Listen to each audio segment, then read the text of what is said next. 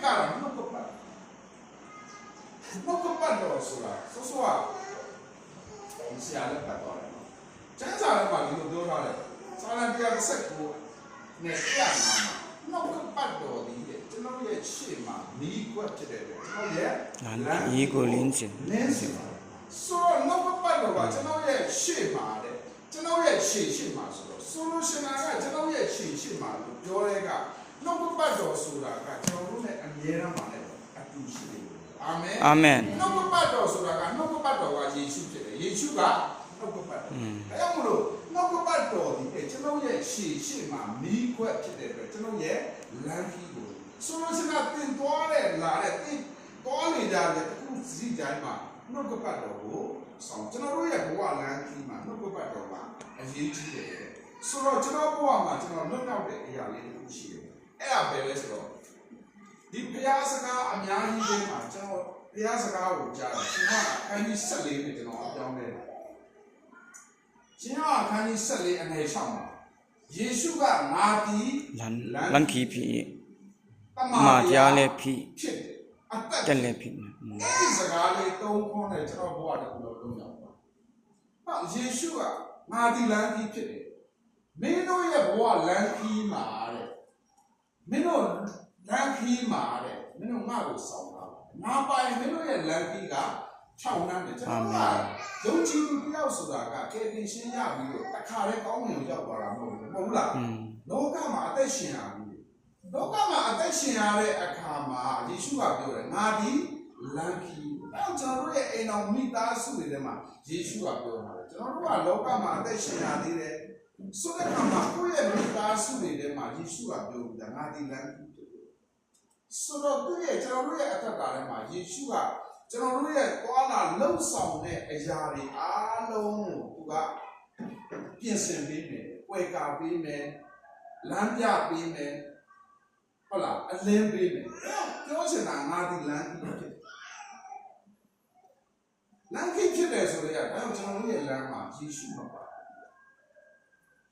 ဒီကိုလုံးချုံချင်းပြနိုင်တာဒီယေရှု။အဲယေရှုကအာဒီလန်ကြီးဖြစ်တယ်။ဒုတိယတစ်ချက်ကတော့တမာတရားဆိုတာကလူတိုင်းကတော့အမှန်တရားနဲ့အသက်ရှင်နေတာ။ဒါပေမဲ့ယေရှုကကျွန်တော်တို့ကိုဘာနဲ့အသက်ရှင်နိုင်လဲ။တမာတရားနဲ့။ဒါဆိုရင်တမာတရားနဲ့အမှန်တရားနဲ့ကဘယ်လိုကွာလဲလို့ပြောရင်ကွာပါလား။အမှန်တရားဆိုတာကအမှန်တရားဆိုတာကကျွန်တော်တို့ဒီနားလည်အောင်ပြောမယ်ဆိုရင်တော့ဂျုံမခင်မှာယေရှုကဒီစကားကိုပြောတယ်။ဂျုံမအင်ပါရာခင်မှာပြောမယ်ဆိုရင်အစိုးရကထုတ်ထားတဲ့စီကံတွေကဘယ်လိုစီကံထုတ်ထားလဲဆိုတော့နိုင်ငံတော်ရဲ့စီကံတွေကဘယ်လိုထုတ်ထားလဲဆိုတော့မျက်စိတစ်ဖက်ကန်းနေနဲ့ဗါတယ်လေမျက်စိတစ်လုံးဖောက်ရင်နဲ့အဲ့ဒီခင်မှာမျက်စိတစ်လုံးအယောပြန်ပြီးတာကိုကသူများကိုသွားတက်ရင်ကိုလည်းအသေးစားပြန်ကိုကသူများကိုသွားတစ်ချောင်းကိုသွားရိုက်ရှူလိုက်ရင်နဲ့ကိုလည်းသွားတစ်ချောင်းပြန်ပြီးတော့ရှူအဲရောမခင်မှာဥပဒေသူ့ရဲ့ဥပဒေကသူ့ရဲ့သူများကိုသွားတက်ရင်လည်းသူကဥပဒေရကိုလည်းပြန်ပြရဒီဥပဒေထုတ်ထားတဲ့အခါမှာတခင်ယေရှုကပြောတယ်မျက်လုံးတစ်လုံးပတ်ကန်းနေပါတယ်လေနောက်ထပ်မျက်လုံးတစ်လုံးထပ်ပြီးတော့လှည့်ပေးလိုက်ပါသွားတစ်ချောင်းကျိုးနေရင်နောက်ထပ်သွားတစ်ချောင်းအဲ့ဒါဘာပြောလဲကျွန်တော်တို့သိခံတမာတရားထဲမှာသိခံခြင်းပါတယ်ချစ်ခြင်းပါတယ်ဟုတ်လားဆိုလို့ရှင်ပါတယ်အနစ်နာခံခြင်းတွေပါဘာတမာတရားထဲမှာပါတယ်တော့ယေရှုကပြောတယ်ငါဒီတဲ့တမာတရားဖြစ်တယ်ယေရှုရတဲ့သူတွေရတယ်ဟောချစ်ခြင်းမြတ်တာနဲ့ပဲအသက်ရှင်ဟုတ်လားသူတစ်ပါးကိုခွင့်လွှတ်နိုင်တဲ့သိခံတယ်အဲ့ဒါသခင်ယေရှုကပြောငါဒီလမ်းကြီးဖြစ်တယ်တမာတရားဖြစ်တယ်ဒါအယုံကြည်သူတိုင်းအားလုံးကတော့ဖြစ်တယ်အသက်ဆိုတာဘာလို့အသက်နဲ့ပတ်သက်ပြီးတော့လေယေရှုကစိတ်ရှာမှုတော့ကျွန်တော်အဲ့ဒီကျမ်းပိုင်လေးကိုဖတ်လိုက်တဲ့အခါ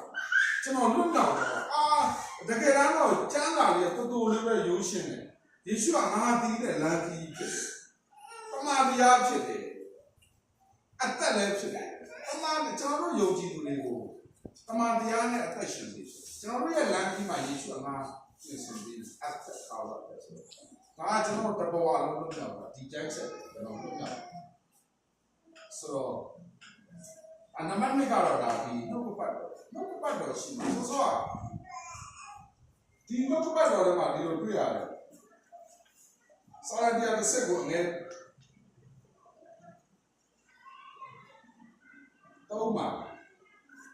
Sala dia second name, dia comes about.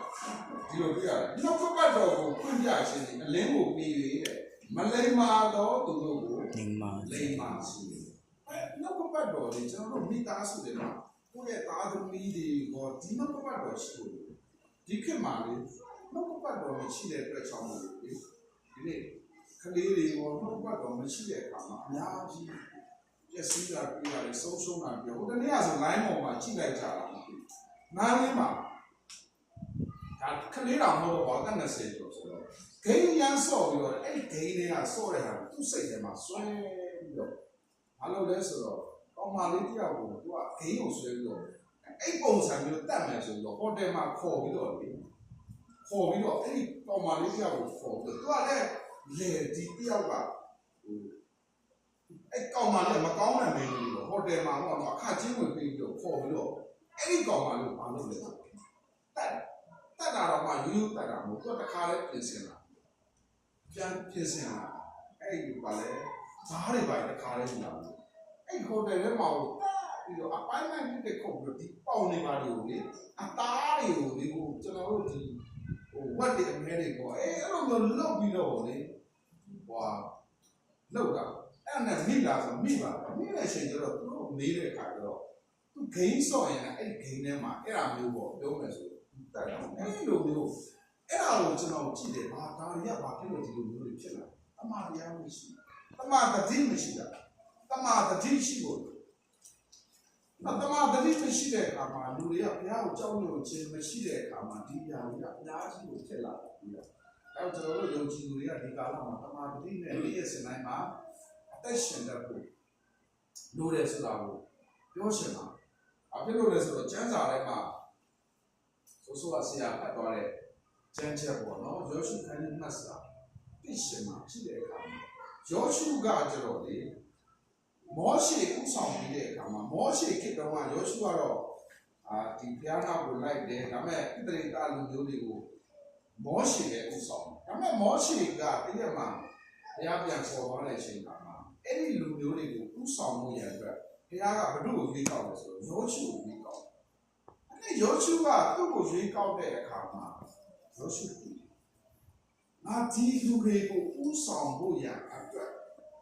Yaya, no battle, Michigan, and Diuna, Usamona, Paloma, Machina, Musula. Joshua T. Joshua got Diuligo Usam there, Kama. The what? Patama, Uso Piaga, Tubo, at the Chimaria, Joshua, Ichima, so, this year, Padore. ကျန်းစာပဲเนาะဆရာတီတူဖတ်သွားတယ်ကျန်းစာပဲထိုပြည့်ညက်ပြီးကျန်းစာနဲ့ရေးထားပြတိုင်းကြင့်မြည်မှု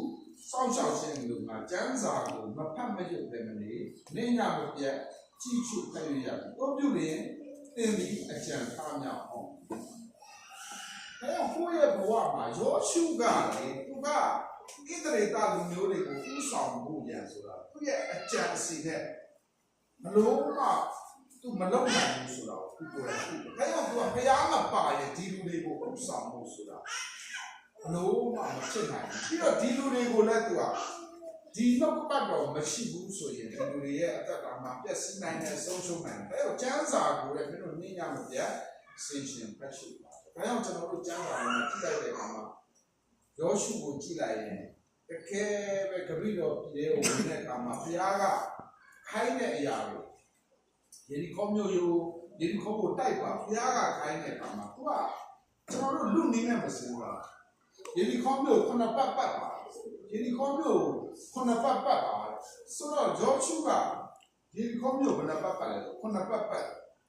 ယေရီခေါမျိုးကိုတိုက်ခိုင်းတာကျွန်တော်တို့တိုက်မယ်ဆိုရင်လူအနေနဲ့ရှင်းတော့ငါတို့လက်နက်ကောင်းနေလို့အပ်တယ်စလုံးမျိုးစဉ်းစားလို့ငါတို့လက်နက်ကောင်းနေဒီကိုတိုက်ဖို့လာတော့ငါတို့မှလက်နက်ကောင်းနေရှိမှငါတို့တိုက်လို့ရမှာပေါ့ဘု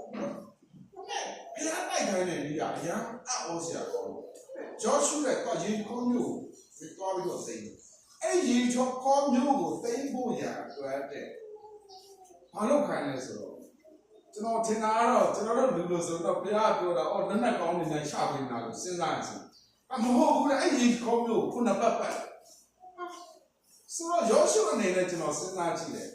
နှစ်ပတ်ပတ်တစ်ပတ်ပတ်တယ်ဘာမှမထူတော့ခါရသေးတယ်နောက်တစ်ပတ်ဆက်ပတ်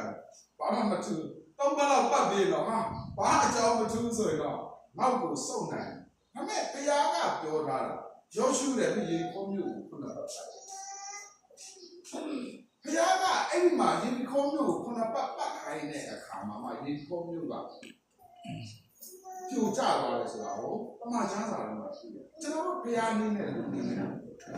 ဘုရားကဘာနဲ့ပတ်ခိုင်းတာလဲဆိုတော့ချီးမွမ်းခြင်းနဲ့ပတ်ခိုင်းတာအာမင် အာမင် အဲကျွန်တော်တို့ရဲ့အသက်တာထဲမှာလဲ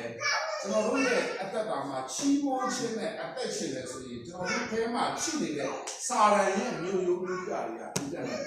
အာမင် အာမင် ကျွန်တော်တို့ရဲ့အသက်တာမှာဒီချီးမွမ်းခြင်းနဲ့ဒီနေ့အခက်အခဲကြုံလာတဲ့အပေါ်မှာကျွန်တော်တို့အခြေခံခြင်းမဟုတ်ဘဲနဲ့ဘုရားကိုချီးမွမ်းတဲ့အခါမှာကျွန်တော်တို့ရှိမှဒီခေါမျိုးလို့ဆိုတာအရင်ခံတယ်လေကျွန်တော်တို့မရောက်ဘူးပါဘူးဒါမှမရောက်ဘူးတဲ့ဆရာကြီးပြောတာတော့မြင်းလဲနှစ်စီးတော့မောင်းလို့ရဒီကျွန်တော်တို့ရဲ့ဒါတော့ဒီခေါမျိုးကိုကျွန်တော်တို့ထဲမှာလည်းခိုင်ခန့်နေတဲ့မျိုးရိုးတွေရှိတယ်အဲ့ဒီမျိုးရိုးတွေဇာတိမျိုးရိုးတွေပေါ့အဲ့ဒါတွေကိုပြိုချဖို့ရန်အတွက်ကျွန်တော်တို့ဘာလုပ်ဖို့လုပ်လဲဆိုတော့ဒီတိုင်းမှာနှုတ်ပတ်တော်နဲ့အသက်ရှင်တာပို့လို့လေဒီတိုင်းမှာနှုတ်ပတ်တော်ကိုဆွဲကိုင်းပြီးတော့အဲ့ဒီမျိုးရိုးမျိုးပြတွေကိုချုပ်ဖြတ်တတ်ဖို့အရေးကြီးတယ်ဆိုတာကိုဒီနေ့နှုတ်ပတ်တော်ထဲမှာတွေ့ရတာဖြစ်တယ်။ဒါကြောင့်မလို့ကျမ်းစာထဲမှာဆော့ဆော့ဖတ်တဲ့ဘက်မှာကြည့်လိုက်တဲ့အခါမှာတို့ပြုနေတဲ့တို့ရဲ့အကြံစီတို့ဒီအောင်မြင်လိမ့်မယ်။ဒါကြောင့်ယောရှုကသူ့လှုပ်ဆောင်တဲ့အရာတွေအားလုံးကိုအောင်မြင်ဘုရားကသူ့ကိုတိုက်ခဲ့ခိုင်းတဲ့တိုက်ပွဲတွေတိုင်းမှာလည်းအားလုံးအောင်မြင်တယ်နောက်ဆုံးမှာလေဘုရားကဘလောက်ထိအောင်ယောရှုခိုင်းတယ်ယောရှုလည်းသွားတယ်အဲ့မင်းကြီး၅ပါးကိုပတ်သိမ့်တယ်ဆိုတော့ယောရှုကပတ်သိမ့်တယ်ဘုရားခိုင်းတယ်ပြင်မှန်းတယ်ပတ်သိမ့်တဲ့အခါမှာဘုရားဘယ်လိုမျိုးသိမ့်တာလဲဆိုတော့အဲ့ဒီနေ့မှာကိုရောတဲ့အဲ့ဒီနေ့မှာအံ့ဩစရာကောင်းတယ်ကဘာမှာတဲ့ရက်တရက်ပြောင်းနေတဲ့ရက်ရှိတယ်အဲ့ဒါယောရှုကမင်းကြီး၅ပါးကိုတိုက်တယ်ကဘာမှာရက်တရက်တစ်နှစ်မှာရက်ရက်ပြောင်းနေအဲ့ဒီတစ်နှစ်ကအဲ့ဒီယောရှုမှစာထဲမှာယောရှုကဘယင်ကြီး၅ပါးကိုသွားသိမ်းခိုင်းတာဘုရားသွားသိမ်းအဲ့ဘယင်ကြီး၅ပါးကိုသွားသိမ်းဆိုတော့ဘုရားသိမ်းခိုင်းတဲ့အချိန်မှာယောရှုကသွားသိမ်းတဲ့အခါမှာကိုတော်တဲ့နေကိုလည်းဒီတိုင်းပဲနောက်ကိုလည်းဒီတိုင်းပဲထားပါတစ်ရက်ပြောင်းနေတယ်ကဘာအဲ့ကဘာမှာရက်တစ်ရက်ကိုပြောင်းနေတယ်သိပ္ပံပညာရှင်တွေကကဘာမှာရက်တရက်ပြောင်းနေတယ်ဆိုပြီးရှာတဲ့အခါမှာကျွန်တော်တို့တခါကျမ်းစာထဲမှာပြရတယ်အဲ့တရက်ကယောရှုကဘယင်ကြီး၅ပါးကိုသိမ်းတဲ့နေရာသူကနေကိုလည်းရက်ခိုင်းတာယောရှုရဲ့စကားကိုတော့မှဘုရားကအဲ့ဒီကနာခံတယ်ဗျာကြည့်လိုက်အနေနဲ့လောက်ရက်ခိုင်းတာအဲ့ချိန်ကတော့ကျွန်တော်တို့ကဘာမှာရက်တရက်ကပြောင်းယောရှုကအဲ့နေကြီး၅ပါးကိုသွားသိမ်းတဲ့နေ့ဗျာအဲ့တော့ကျွန်တော်တို့ကနှုတ်ပတ်တော်ကိုနဲ့အသက်ရှင်နေဆိုရင်ကျွန်တော်တို့ရဲ့အသက်တာမှာကိုယ့်ရဲ့အကြံစီတွေအောင်မြင်လာလိမ့်မယ်။ဒါကပ္ပဦးကျမ်းအခန်းကြီး39မှာလည်းရှိတယ်။ယောသပ်ပတ်နိုင်တဲ့ဘုရားသခင်ရှိတဲ့အတွက်ကြောင့်မလို့ယောသပ်ပြုလေရာမှာအောင်မြင်တယ်။ကျွန်တော်တို့ဘက်မှာဘုရားသခင်ရှိဖို့ပဲလို့ဒီရွှေဝင်စည်းစိမ်ကိုမစင်စားနဲ့ဘုရားသခင်ရှိဖို့အဲ့ဒီရွှေဝင်စည်းစိမ်ဆိုတာဘုရားသခင်ရှိရင်အဲ့ဒီရွှေဝင်စည်းစိမ်ဆိုတာဘုရားကအချိန်လေးပေးလို့ဘာလို့ဆိုခက်ခဲတာကဒီဂျန်နစ်ရှိတယ်မှာရွှေနဲ့ငွေကိုငါပိုင်တယ်လို့ပြောနေတာအဲကျွန်တော်တို့ကအဓိကလို့လားကျွန်တော်တို့ဘက်မှာဖျားပါရွှေငွေဆိုတာဖျားရှိဖို့ပဲဖျားအချိန်မျိုးကျွန်တော်တို့ပြီးလို့ရကျွန်တော်တို့ဒီလိုမျိုးပဲနားလည်တာအဲကြောင့်ဖျားပါတဲ့အခါမှာတော့အချိန်မျိုးကုန်တတ်တယ်မဟုတ်ဘူးလားကျွန်တော်ငကိုမူဆေရောက်လာကျွန်တော်ကြည့်တာပေါ့နော်မူဆေမှာဆူဆူပီပီတို့ဟိုတယ်တို့ဘာလဲကုမ္ပဏီတွေဘာလဲအရန်နာမည်ကြီးတယ်လေကျွန်တော်တို့ချီအောင်ကတကယ်မြို့မျက်နှာပုံနေတယ်အခုကြည့်တော့တို့ဆိုရင်ကြည့်လိုက်မယ်ဆိုရင်တို့ခြားရတဲ့ဟာတွေမှတ်တော့မမှတ်မိဘူးတဲ့လာရှိုးလို့ဘာလို့သွားတယ်တို့ channel တော့မသိဘူးဒါပေမဲ့အခုမရှိတော့ဘူးပေါ့နော်ဆိုတော့ကြည့်တာလူရဲ့အနေနဲ့ကတော့အချိန်လေးကုန်သွားတယ်ရွှေငွေဆိုတာဒါပေမဲ့ဘုရားပြင်ဆင်ပေးတဲ့အရာတွေကလည်းဘယ်တော့မှအမြဲတမ်းအစစ်နဲ့တည် အဲ့တော့ကိုယ့်ရဲ့လှုပ်ဆောင်တဲ့အရာတိုင်းမှာကျွန်တော်တို့နှုတ်ပတ်တော်နဲ့အညီသွားလာလုပ်ကိုင်ဆောင်ခဲ့ရင်တော့လေဘဝမှာအမြဲတမ်းအောင်မြင်တယ်ဘုရားမပါဘဲနဲ့ကျွန်တော်တို့ရဲ့အကြံစီတွေကမအောင်မြင်ဘူးဆော့ဆော့ကကျွန်တော်ပြောတယ်လို့နော်ကျွန်တော်သက်သေခံတယ်ဘဝမှာဘုရားပါမှာအကြံစီတွေကအထမြောက်